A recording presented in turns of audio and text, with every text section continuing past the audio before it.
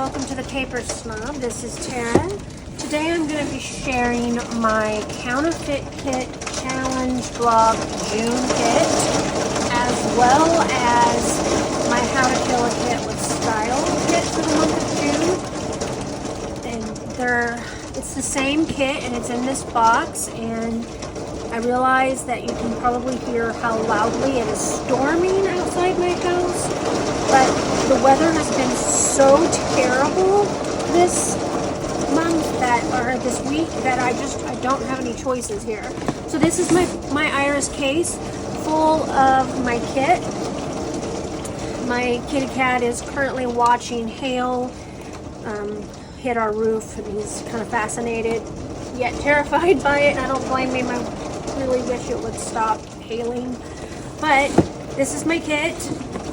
So if you're not familiar with Counterfeit Kit Challenge blog, this is a blog where we have master forgers. I am the head master forger over at CKCB, which is what we call it for short.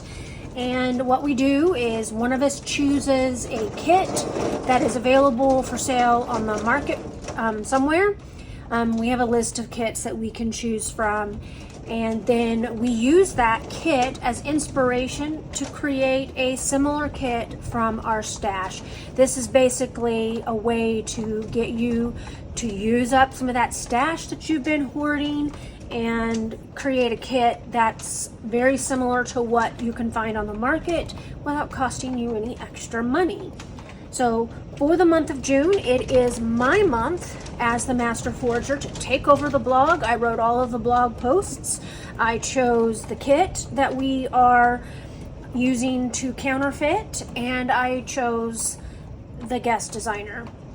How to Kill a Kit with Style is kind of the similar thing, except for they're not part of CKCB, but they do go well side by side. And this month, every month we have a product focus, and our product focus this month are things that you can use to create texture that basically have an expiration date. So things like ink sprays and watercolors and texture paste, stencil butters, acrylic paint, anything that can dry up and go bad on you if you just allow it to sit and not use it. You know, like your paint pens, etc. Those sorts of things. It looks like it stopped storming, so now I can feel like I don't have to yell over the storm. So I don't have the How to Kill a Kit product in my kit, but things like texture paste and inks, etc. are things that I would add to any kit that I purchase, much less one that I have curated myself. So for the month of June, the kit that I chose to counterfeit for myself and my team and our guest designer is the Not Just for Boys Kit Club. It's their August 2023 kit called Intrinsic Limitless Kit. And I will post a picture of that kit up here for you so that you can look at it and kind of see what it was that I chose. And I will go through this box and talk about what I put into the box and how it relates to that kit. I will also link the Counterfeit Kit Challenge blog below, and I will link the June 1st post for you so that you can head over to the blog, follow that social media hop if you would like. You probably know many of us on the team. Several of us have YouTubes and or Instagram accounts, so you've probably watched videos or seen our creations on Instagram before. But if you're new here, I want to welcome you, and this isn't my typical video where I'm creating a layout and then walking you through my process. What I am showing you here is the process of my kit choice. So let's go ahead and get started. Let's get this box opened. What I'm going to do is I'm just going to open it, and then I'm going to pull everything out and put it down here on the tabletop so that we can talk about it. I have a lot of 49 Market in my kit, as well as quite a bit of Some Assemblage Required product in my kit. And incidentally, Some Assemblage Required is the storefront owned by the Counterfeit Kit guest designer for the month of June, MK Gunn.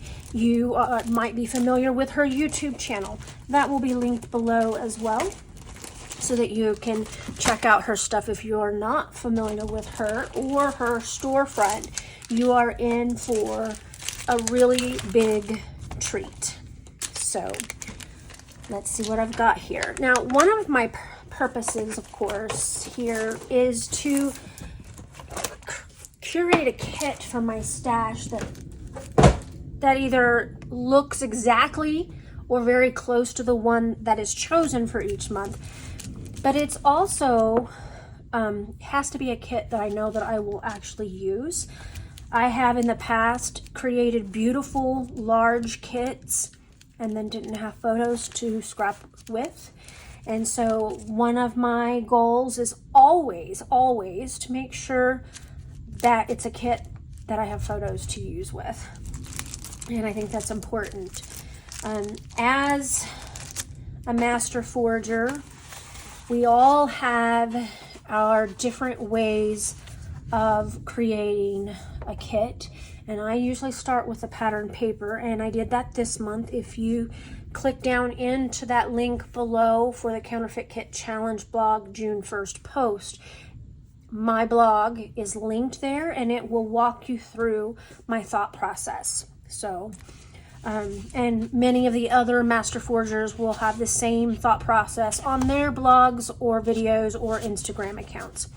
So if you looked at the photo, which I will post up here again, of the Intrinsic Limitless kit, you will note that this piece of paper was actually in the kit.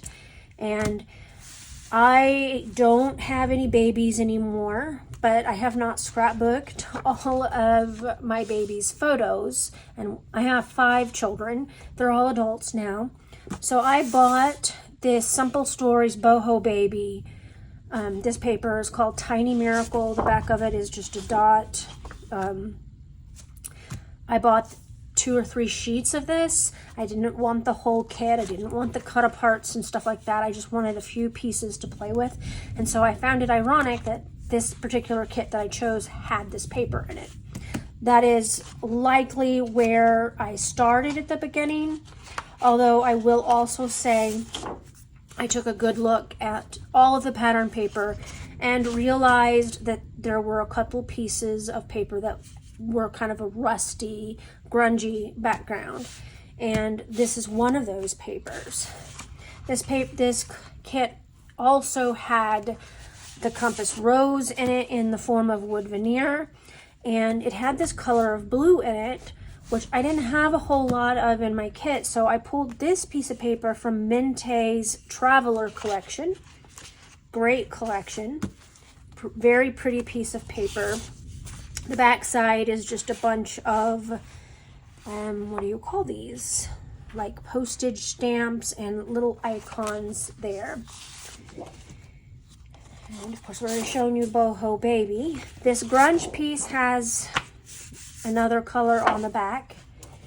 And then I added 2 more sheets from the Boho Baby collection to my kit, just so that I would have some more color options. I love stripes and I love florals. The back side, I like the back side of this one. I'm not super fond of the back side of that one, so probably won't use that back side. Here's another piece of the rusty background. This side has kind of a textural piece. I'm not even sure what that is. Actually almost looks like a close-up of a basketball. It's probably not what it is, but that's what it looks like.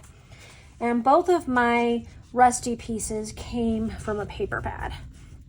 This is a piece of 49 Market Nature Study Colored Foundations, sheet number 2.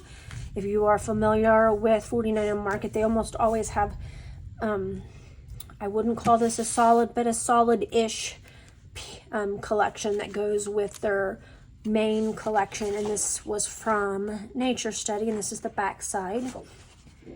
I pulled this piece, which is from Vintage, is it Apple Orchard? Vintage Orchard. And I pulled it for this side, not necessarily this side. I also, there were some wood grain, there was a piece of wood grain in the inspiration kit that looked very similar to this.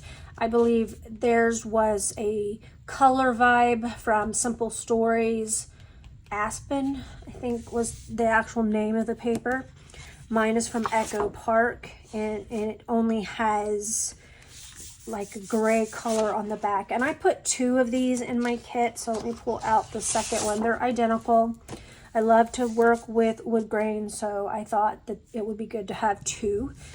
A lot of times my layouts from my kits do not sit together back to back, so having 2 of one paper, if I have one layout in the September album and another layout in the April album, you won't even realize that they came from the same kit.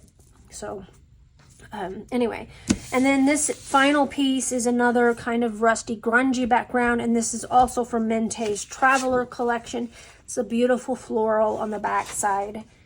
I put it in for the rusty grunge part. The next thing that was in the inspiration kit was something along this line from 49 Market's Curator's Botanical collection. I didn't have that one, but I did have the Vintage Artistry Naturalist pieces. And they're basically just kind of like die cut book pieces, kind of fun for layering and stuff. So I included that in there. I included these Vintage Artistry Essential Hardware. These are wishing bubbles and trinkets. They are buttons and screws, tops, photo turns is what I would call those, hinges, and thingamabobs. I don't know what those are. I also included the Vintage Artistry Wishing Bubbles and Trinkets. These are just some of like enamel dots, some enamel words and icons in here. I included that in my kit. I included this all in Create pack of hinges and cogs and various pieces in my kit, just to kind of go with the theme of the kit. And I'll get to that in a minute. This is the Vintage Orchard Chipboard Words. I pulled it out of my collection because I thought there might be a couple of different words that and phrases that I might use for titles. I pulled the matching Vintage Orchard Acetate assortment. It's got film strips, leaves, frames, that sort of thing on it, some icons. I just thought that they would be a great addition. Whatever I don't use, I'll just put back with the collection. I also really love color, and of course this kit is kind of on the neutral side, so I pulled in these 49 Market Curators. It's not the Curator's Botanical pieces, but it's close, and it has, excuse me, a bunch of icons and a few additional colors that I might use in my kit. I found this steampunk book at my local scrapbook store here in Colorado, and it's just the whole book and has different things in it that I can fussy cut. Plus it has some, on other sides, it has some background pieces. Just kind of depends on what you want to pull from it. I don't expect I'll be using the people for anything, but I just thought it was a cool addition and gives me more layering pieces and icons to play with in my kit. Really nice little booklet. I like their cut apart books. I put in rub-ons in my kit. This is the Vintage Orchard Blendable Rub-On Transfers. I chose that collection to kind of pull from because it really matches the colors of my inspiration kit.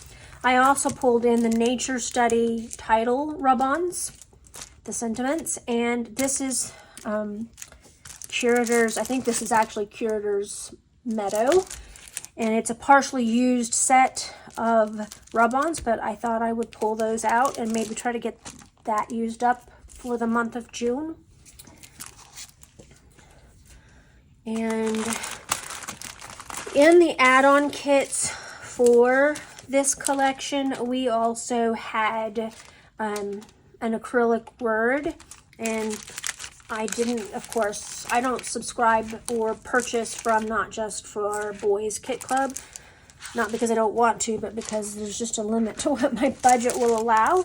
But I have a bunch of Bramble Fox perspectives that I have not used yet, and I just kind of pulled ones that I thought might go well with my kit.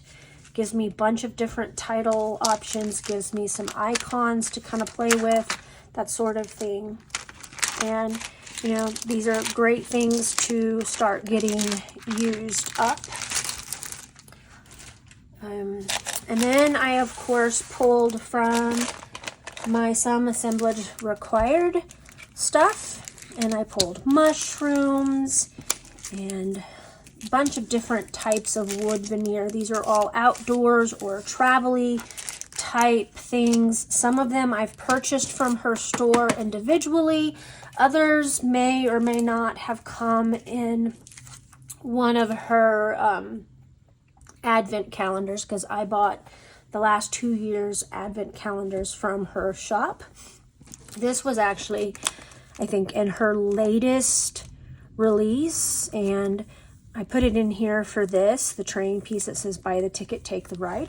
And that's important because I have some pictures that I would like to scrapbook with this kit, so that fit that particular phrase. So I thought that was kind of fun addition. I have some Vintage Artistry Nature Study chipboard. These have actually been opened. They may look like they have not, but they have been opened.